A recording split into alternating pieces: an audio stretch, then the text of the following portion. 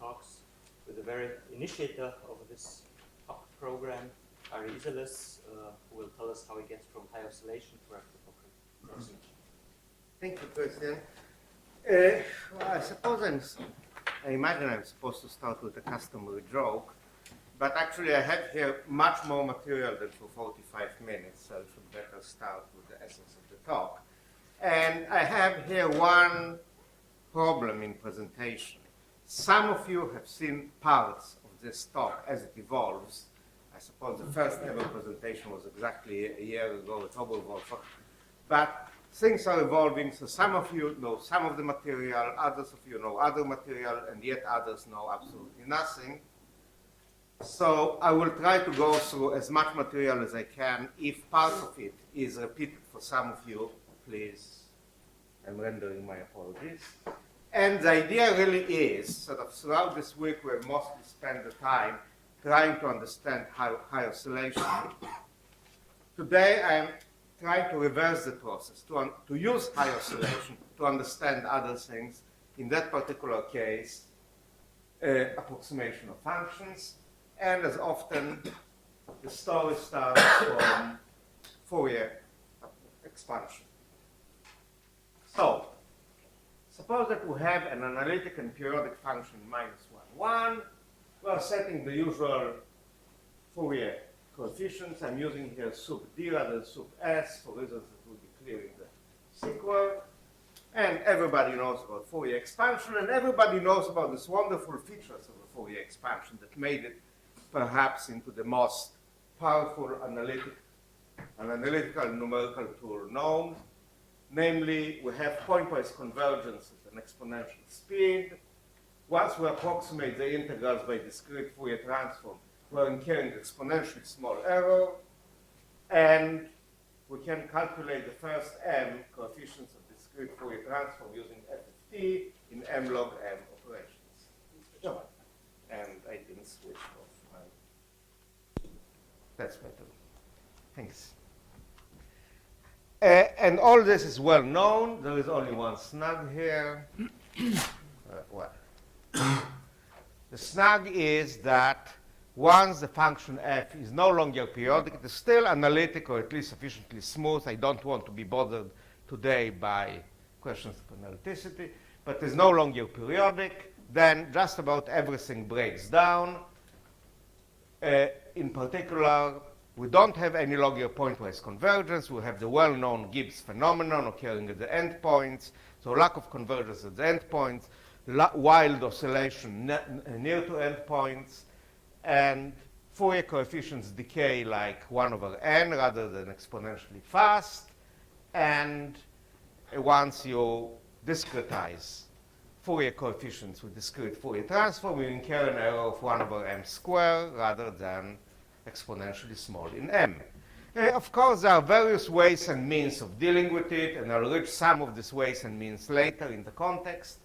But instead of this, what I want to propose is a really tiny, almost ridiculously simple amendment to the standard Fourier basis.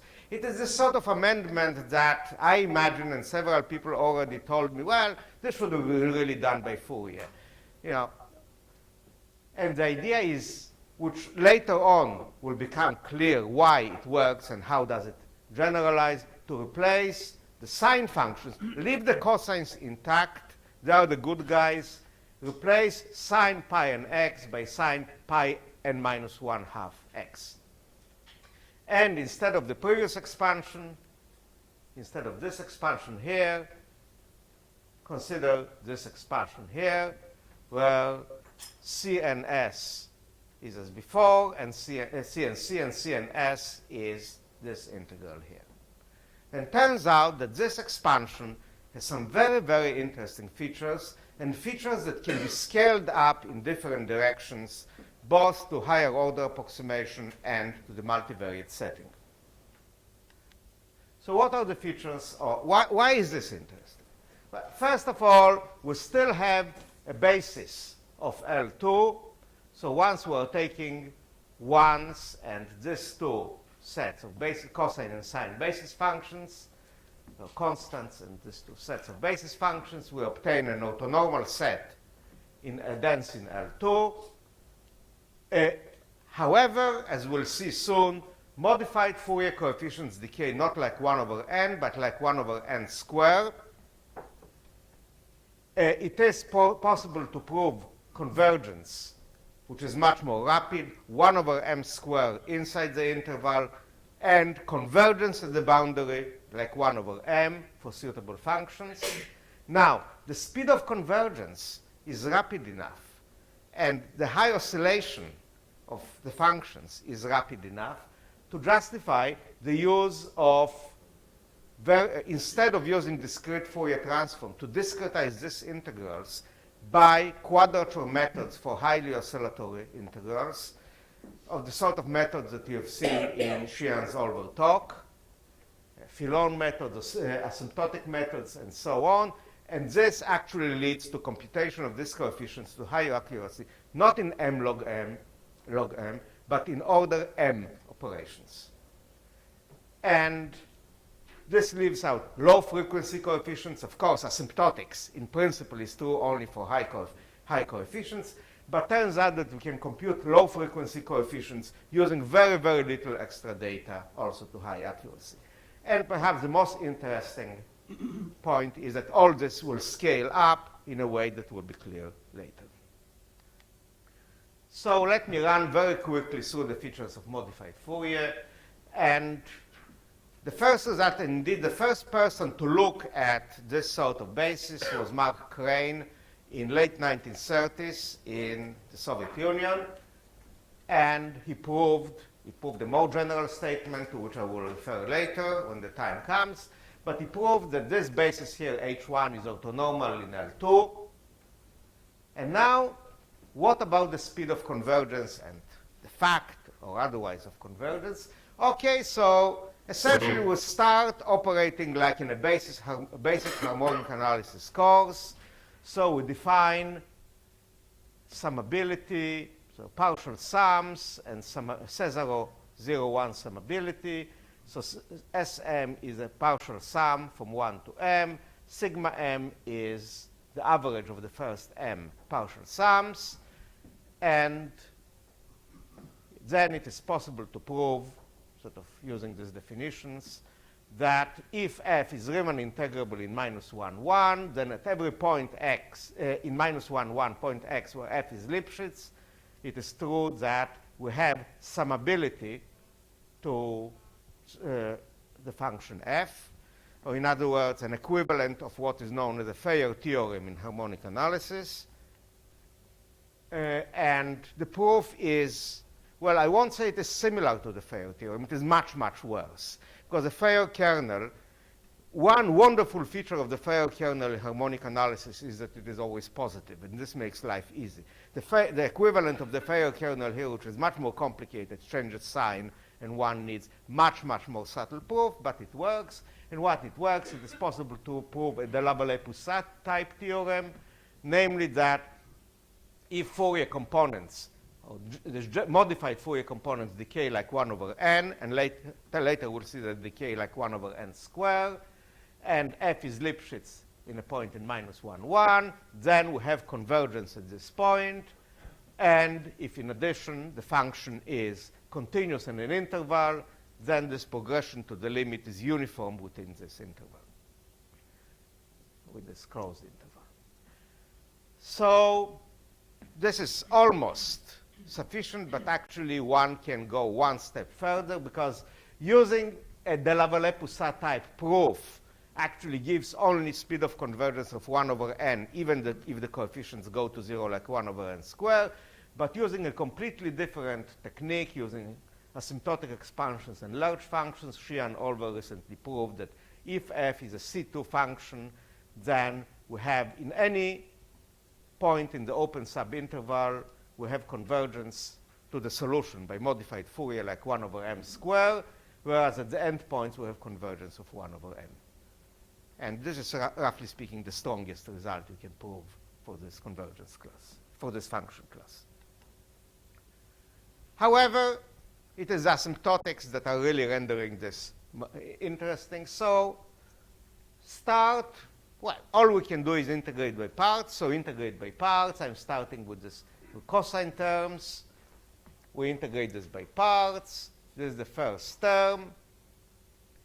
We iterate this expression, and at the end of the day, we obtain an asymptotic expansion. Now I'm assuming that, remember, our function is analytic. I'm assuming that everything inside exists. And really, there are two important features. The most important is this plus 2 over here. So in other words, the series starts from 1 over n squared. And the second is that we need only odd derivatives at the endpoints. This will be of great use further. And we do the same. Well, first of all, do it with the standard sine Fourier coefficients. You can do exactly the same trick. You obtain even derivatives, but this is less important. What is important that you obtain here only plus 1, which indeed explains why the standard Fourier sine components are the bad guy. They decay like 1 over n. On the other hand, if you are using the shifted signs, then you obtain here plus 2. And again, you obtain odd derivatives. Nothing depends on even derivatives, so we will not need to compute them later. And this explains this different rate of convergence for standard sine coefficients and shifted sine coefficients. And just to illustrate this point, it is a simple function here, simply the exponential minus a constant, which is used to have graphs nicer, sort of normalizing constant. So classical Fourier, 100 points. And to be fair to Fourier, which doesn't converge, this is not a periodic function, doesn't converge at the endpoints, I plotted it only from minus 0.9 to plus 0.9. So omitting the endpoints where it blows up. So this is classical Fourier with 100 points, and the error is, roughly speaking, 0.04. You double the number of points, you more or less half the error. So this is the error in the approximation. You use modified Fourier with 100 points. You start with error. Of course, it is no longer symmetric. But you start with an error which is 0.0002, rather smaller than here. You double the number of points, and the error drops down by a factor roughly of 4, which is exactly as we would predict. Well, the point about the modified Fourier coefficients, which is really pertinent here, and brings all this phenomenon from the realm of curiosity into potentially useful tool, is that they oscillate sufficiently rapidly to make use of approximation methods of highly oscillating integrals. And the most obvious first step is take the infinite asymptotic expansion and simply truncate it. And this gives what we call the asymptotic method, simply truncated at s minus 1. Well, sounds very simple, but ponder for a second, what does it mean? Before we compute these coefficients, and typically we'll need to compute these coefficients for a range of values of n, we once and only once compute the odd derivatives at the endpoints. That's all we need for the implementation. We compute them only once. And then once we do this, computing these coefficients for each value of n takes a fixed number of operations. So if you compute it for all n less equal m, it takes order m operations, a constant times m operations. Secondly, the error decays like big O of 1 over n to 2s plus 2 for both types of coefficients. So it decays fairly rapidly, but of course for large n. By the way, large here means 2 or 3. It is rather remarkable how fast asymptotics are taking over. However, for small values of n, and certainly when n equals 0 for the cosine coefficient, when we simply integrate with respect to a constant, we no longer can use this. And but later on, we'll have a way out of that. So here are a few examples. So again, I'm using the exponential because it's such a handy example, and in that case, we can compare it to the exact solution, the exact integrals. Now, what I've done is to take here cosine and sine coefficients, these are crosses, circles and crosses, and multiply them by the correct power of n. sort of the error by the correct power of n. Unless you do this, everything simply drops to 0 and you don't see much difference. So this is s equals 1. So I multiply everything by n to power 4. And that's how the errors behave. As you see, they tend very, very rapidly to asymptotic value. Here by n to power 6, n to power 8. And so, say, at this point, the error will be like something like 1 over 20 to power 8 times whatever number is there very, very near to 0. So this will be the error. And more specifically, the errors in cosine and sine terms are as written here. So as you see, for n equal 1, we can hardly expect any sort of asymptotic behavior. And indeed, we are getting very, very little accuracy. But after a while, everything takes off. And say here we already have 11 or 12 significant digits. This is, we'll improve upon that. But this is like the first step. It is first step because you might remember from Sheehan's talk that the asymptotic method is only sort of a handy first step. It is much more useful to use Filon-type methods. So just to remind you, in a typical Filon-type method, we take an integral of this form. We're assuming that we have no stationary points. In this case, we have no stationary points. Life is easy. We take a set of nodes, C1 up to C nu in the interval, multiplicities M1 up to M nu.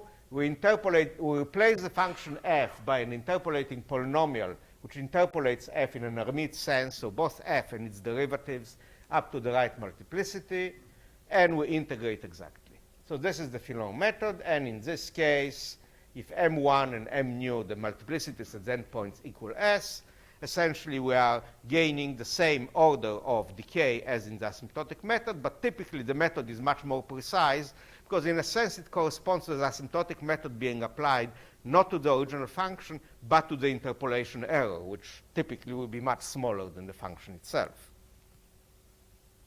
In our case, actually, life is different and better because, as you might remember, the solution, the asymptotic expansion, depends only upon odd derivatives at the endpoints. So we don't need to interpolate to even derivatives or to all derivatives, only to half of them, to first derivative, third derivative, and so on. Now, interpolating, sort of Hermite interpolation, skipping derivatives is what is known as Berkhoff interpolation, and in general, it need not have a solution. In this case, it has a solution, and the solution is unique. And we can interpolate in this manner. Sort of, I'll skip it fast. We obtain methods sort of this kind. And these methods have the same order. They use exactly the same information as the asymptotic method. They give the same asymptotic order of decay. They still cost order M operations. The cost is, roughly speaking, the same. However, typically they have much smaller error.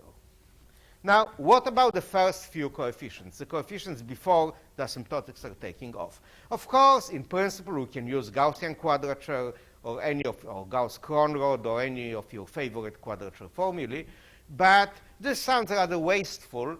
Sort of, once we are computing, we are trying to compute in the least amount of effort. And the idea of computing in the least amount of effort is that if you already computed some function values, use them. Don't throw them away and compute some new values, say function values at Gaussian points. And so coming here at this juncture of time, we've computed the odd derivatives of f in points inside the interval and in particular at the boundary. Use these values again, reuse them. We'll need to compute the function value itself at least one point, but otherwise compute this function, design a quadrature formula that uses, for example, the function value at the middle of the interval and otherwise uses only the derivatives you have already computed. No extra function or derivative values need to be computed. This is something that at first glance looks like something which is known to people in quadrature as the Gauss-to-Run quadrature. Actually, it is not. It is slightly more complicated, but we know quite a lot about it. I will not go into it. It's a separate talk, but actually quite a lot is known about this quadrature formula. It is very effective. And in particular, if we are taking everywhere just multiplicity 1, I can tell you exactly what are the points where we need to compute the function. And of course, to compute it both for the purposes of Filon and for the purposes of this quadrature, we are computing this function for the purposes of the so-called exotic quadrature to increase its order. It makes no difference for Filon. So if we have an even number of points for simplicity and multiplicity is 1 everywhere, then suppose that zeta 1 up to zeta to mu minus 1, where mu is half of nu, are the zeros of the nu minus first degree orthogonal polynomial with respect to this rather strange measure. This is a mistake. This should be 0, 1. 1 minus x times square root of x dx in 0, 1. So there is some orthogonal polynomial completely unrelated to our problem. Set z of nu equals 1. And now, essentially, you are taking your quadrature points as square roots of these points and minus the square roots of these points. So they extend from minus 1 to plus 1. And once you are doing this, and once you are choosing the weights to maximize the order of the quadrature, one can also present the weights explicitly. In that case, we obtain quadrature which is correct for all polynomials of degree 4 nu minus 3. So it is quadrature formula of order 2 nu minus 2, and it is the highest possible order available that you can obtain with any 2 mu nodes. And so if you are assuming different weights, the problem is still open. Okay, so very quickly through examples. And actually, from the examples, we'll see a slightly different interpretation of what Filon method means in this context, which is rather cute. So suppose that we are taking s equal 1. We have taking 4 quadrature points, so minus 1 and 1, of course. We always need to take them. And these 2 points here, which we derive by these considerations of exotic quadrature, these are the square roots of the zeros of that linear polynomial in this case. And multiplicity is 1. And then the cosine and the sine coefficients. Now, this is rather interesting. Each one is the corresponding asymptotic formula plus some sort of linear combination of function values divided by a power of n. And when you look at it, you see that this linear combination is our modest attempt using the available information, actually the best attempt we can have, using the available derivative information that we have already computed for the purposes of the asymptotic formula and so on, to approximate the next term in the asymptotic formula. So essentially, instead of approximating integrals, we're approximating derivatives. And the same here. And the asymptotic decay is exactly the same as of asymptotic quadrature, but actually we'll see that the errors are much smaller. And the exotic quadrature is this linear combination function value and 4 derivatives. When s equals 2, well, we need this alpha here. I'm taking multiplicities 2, 1, 1, 2. We have this 4 points. And now asymptotic quadrature is, the quadrature is of order 1 over n to 6. And exotic quadrature is of order 10.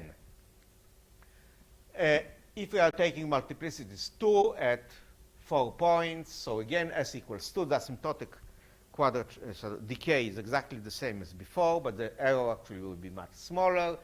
Beta here is the unique positive 0 of this polynomial here. The exotic quadrature is of order 12 using this information.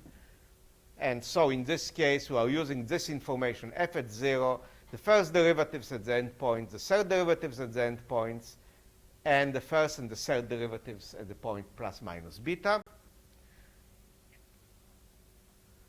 And here again are the errors, and simply comparing to the previous table, there we started from 10 to minus 3, and here it is already 10 to minus 6, and especially for sort of intermediate stage of coefficients, the decay is much, much faster with very, very little extra effort. Once you're reaching really high coefficients, it's more or less much of muchness. They're all very small. Okay, so this was the first stage. But now, before we go any further, it is a good idea to ask ourselves, why is the shifted sign, this tiny, tiny, tiny change, why is it speeding things up, like sort of pressing an accelerator?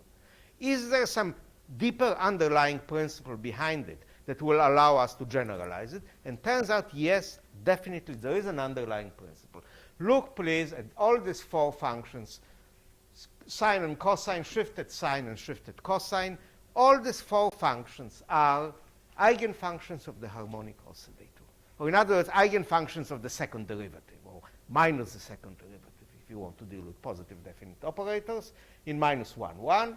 Except that the first two are with respect to Dirichlet boundary conditions, and the second, the ones we are using in modified Fourier, with respect to Neumann boundary conditions.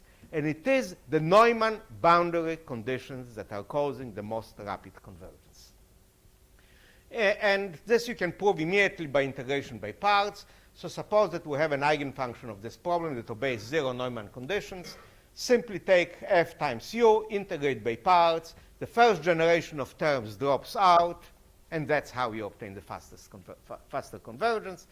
Plus, you're using the Weil theorem, which I will quote later in context, sort of about the speed of decay of eigenvalues, and from this you'll obtain this 1 over n squared decay.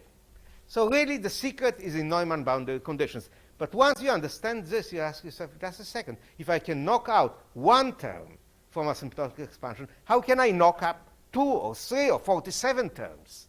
And of course, all this is obvious once we replace the harmonic operator with the polyharmonic operator.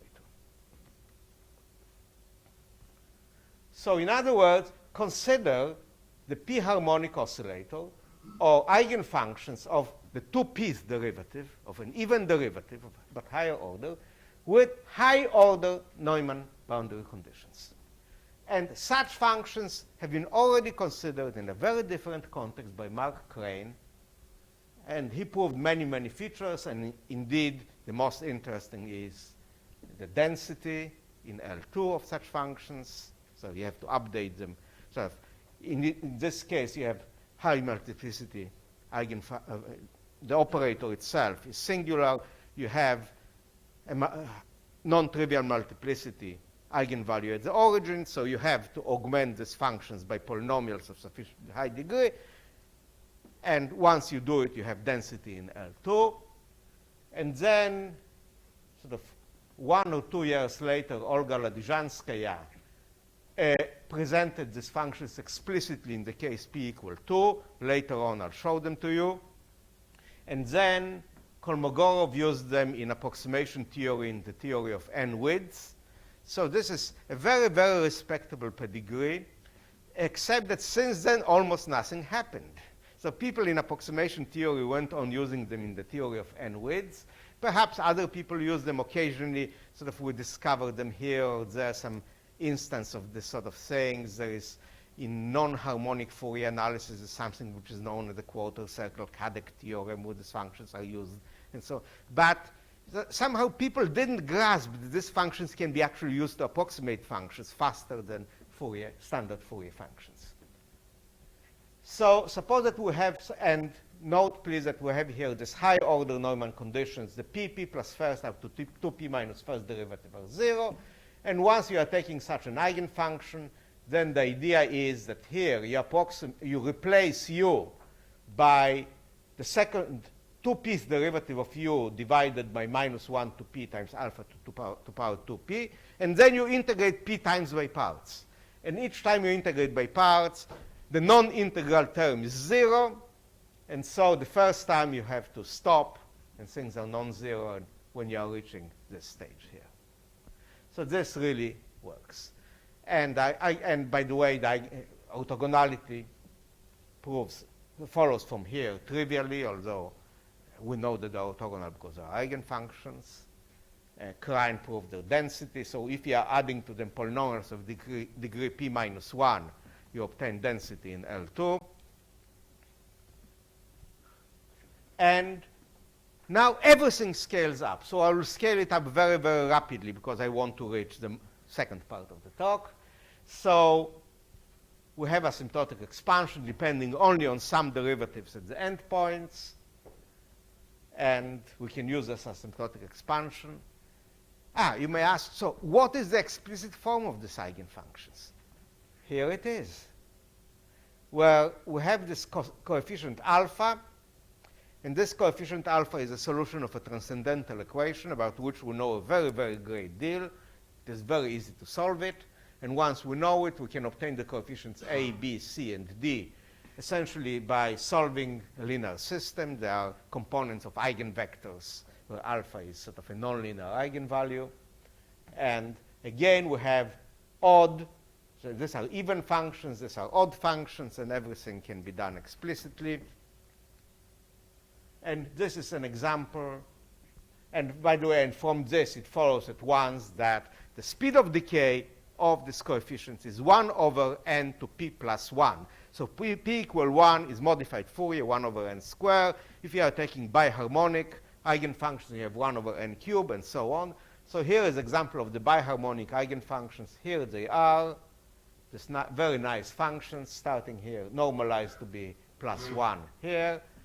And these two transcendental equations we need to solve are tan alpha plus tanh alpha equals 0, tan alpha minus tanh alpha equals 0. This is for the even, this is for the odd functions. This is what was presented originally by Olga Ladizhanskaya. And these are these very, very nice functions. If you are going to p greater or equals 3, functions are becoming less nice. But for p equal 2, they are really very beautiful. Well, I will go very quickly. Well, I'll just say, because I want to read the next part of the talk, all the business of asymptotic expansion, Filon, and exotic quadrature generalizes. The formulae are much more complicated, but still you can derive everything in order m operations for the first m coefficients. Everything works. There are numerical examples aplenty. So here is an example of approximating the exponential with 10, 20, 40, and 80 points using p equal to the biharmonic basis. So using just 10 points, already the error is something like 10 to minus 4, but, well, 10 to minus 3. And it drops very fast, sort of by a factor of 8, once you double the number of points, and 8 again, and so on.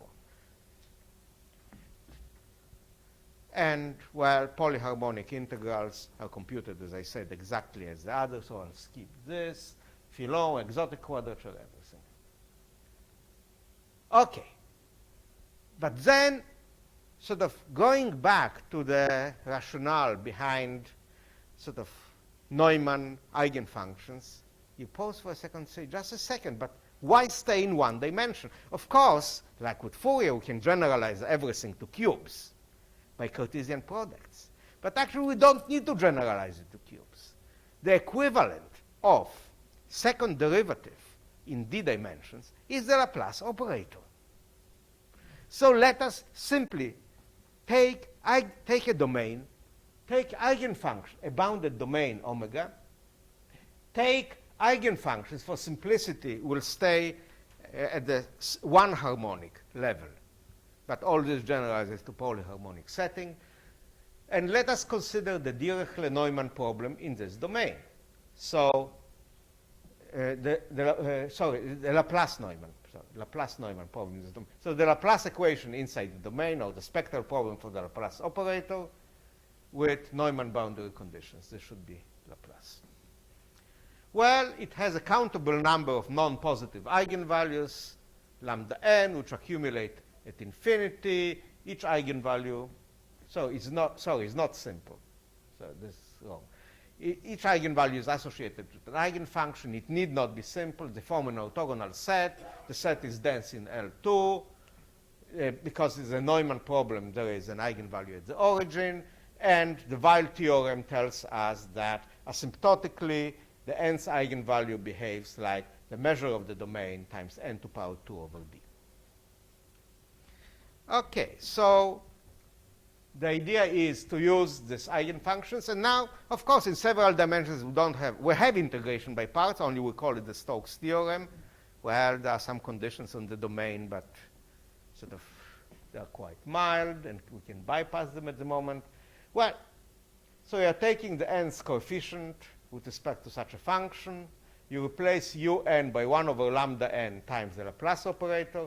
You're using the Stokes theorem, and the first bit here drops out because of the Neumann boundary conditions. So this integral is the line integral, or the one-dimensional less integral, is 0. The surface integral, you're left only with the volume integral, and you apply the Stokes theorem again. Now this part doesn't go away, but this part is much smaller, and indeed we can continue to obtain a full asymptotic expansion in this sense, although it is not terribly useful. What is important is that using the Neumann boundary conditions, we knock out the first term in the asymptotic expansion, and hence the convergence is much faster. So let us do it on a plane. And once you contemplate doing on a plane, you immediately hit the buffers. And the buffers are the very simple problem. In order to apply this, we need to know explicitly the eigenfunctions, the eigenvalues of the eigenfunctions of the Laplace-Neumann problem. Well, Neumann rather than Dirichlet is actually not a great difference, because if we know one, we know the other more or less. But the problem is that there are essentially only 5 or 6 sets. There are 5 simply connected sets and one connected on the plane where such eigenfunctions are known explicitly.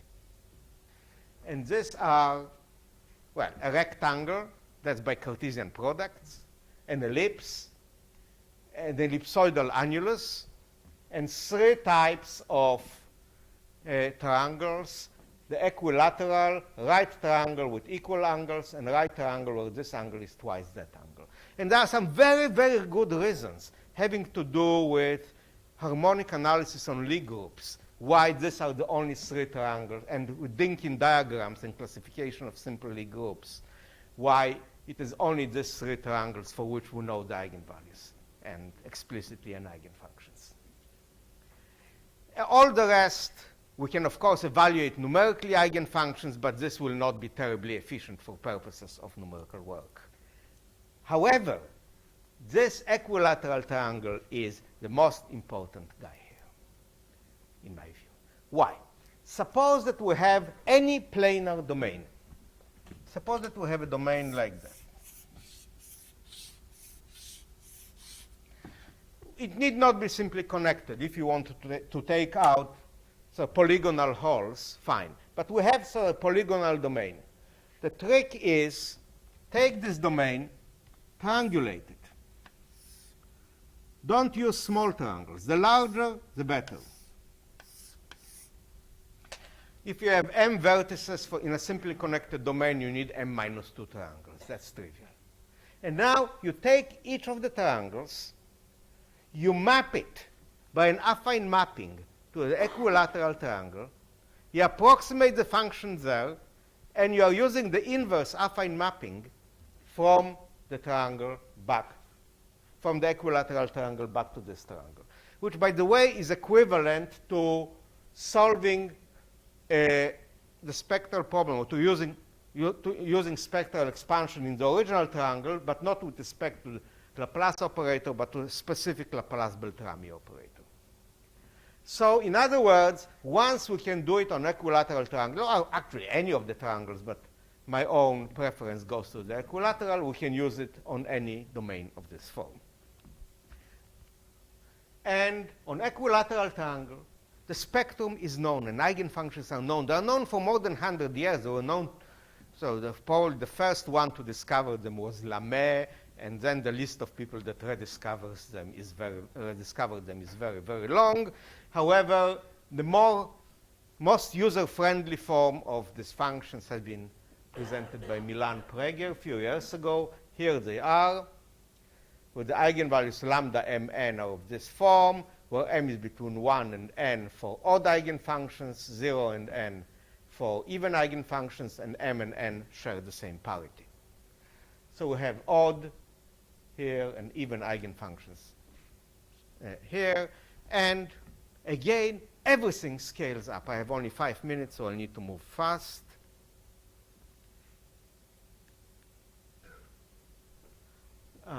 I know why it is slow, because there is And the next transparency takes something like 50 times the memory of all the rest. Okay, here it is. So here we have a function. Oops.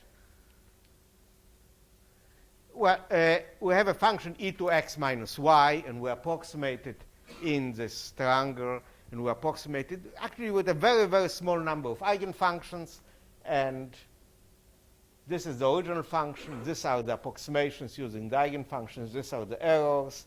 You can hardly see it probably here, but this is 0.075. This is 0.025. This is something 10 to minus 4 times something. And this is mostly on the boundary. Inside, it is much smaller. The convergence on the boundary, again, is much slower. I'll have something to say about it quite soon. Inside the domain, it is much more rapid. And by the way, theory, quite a lot of gaps still remain in the theory, the speed of convergence, the classes of functions for which it works, and so on. Well, we can use Filon on an equilateral triangle. Again, I'll move very fast through this. There are various technical tricks how to do it, or how to do it well. We can use Filon, we can use exotic quadrature, all this works. If you want to move beyond 2 dimensions, well, the only really viable way at the moment is to move via Cartesian products into parallelepipeds or boxes, and this has been done. So essentially, this requires very, very careful use of Cartesian products on tartan grids, and leads to quite a lot of nice mathematics, actually, but not today. Instead of this, I want to concentrate on 2 issues which really make all this much more powerful.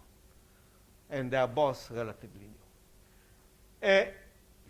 Let us go back to cubes. Suppose I have a cube, a d-dimensional cube, and d can be quite large for all I'm concerned, and I want to approximate using modified Fourier expansions that I generate via Cartesian products. And the naive approach to this, exactly like the naive approach to Fourier expansion in that case, is that if in 1 dimension we need some big O of capital N coefficients, where capital N depends on our accuracy, the more accurate we want the expansion, the larger will be capital N, then in d dimensions we need n to power d coefficients. And of course, if n is large and d is non-significant, even equals 3 or 4, the number of coefficients zooms up very, very rapidly. However, this is a very, very bad overestimate. And this has been noticed in the 1960s by Babenko. And the phenomenon is known as a hyperbolic cross.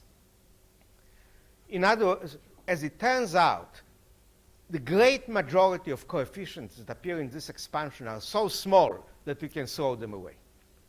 And the idea is, say for simplicity, if we have a 2-dimensional case, we have this 4 times of coefficients, cosine, cosine, sine, cosine, and so on. But, for example, and these coefficients decay like 1 over m squared. For m0, the borderline coefficients decay like 1 over m squared.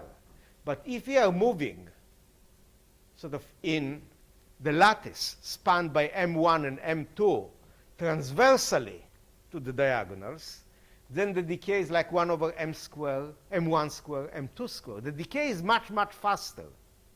The decay of the f6,6 coefficient is incredibly greater than f6,0, or maybe even f50,0. So the large coefficients are concentrated very much near the axis. So here are 2 half arms of the hyperbolic cross. F of x and y equals e to x minus 2y. These are, for example, the cosine coefficients explicitly. And once you retain only the coefficients greater than 10 to minus 5, remember, we want to approximate a function, so we have some threshold beyond which we can say this doesn't count for us. These are the only, this is the lattice of the first 100 coefficients, 100 by 100. Only these coefficients are greater than 10 to minus 5. All the rest we can throw away. And in general, it is possible to show that instead of n to power d in d dimensions, all we need is n times log n to power d minus 1.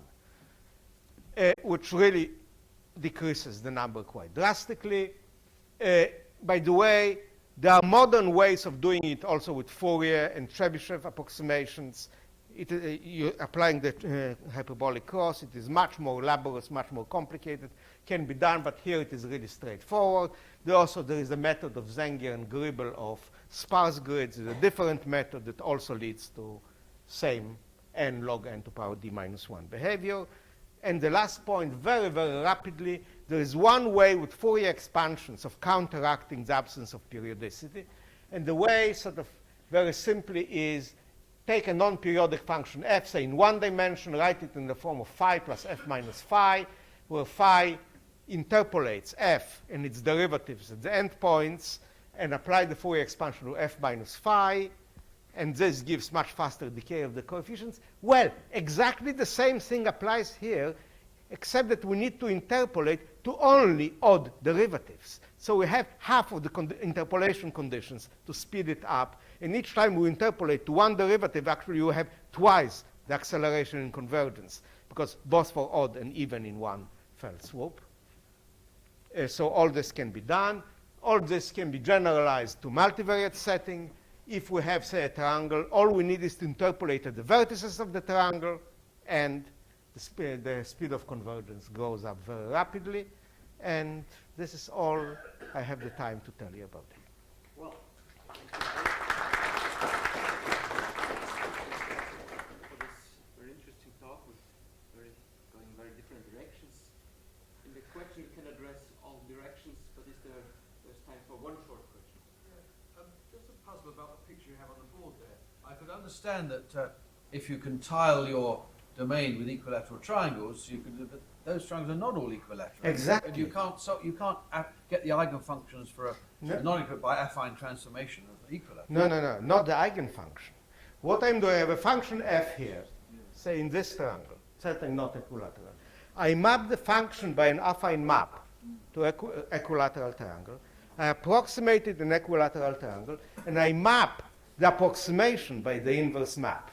Oh, okay. So what I have is not expansion in eigenfunctions, by expansion in similarity maps on eigenfunctions. And it doesn't work for smoothly curved domains, Yes. does it? No, It only works for piecewise. yes. Exactly. Okay. Thank you, Arieh.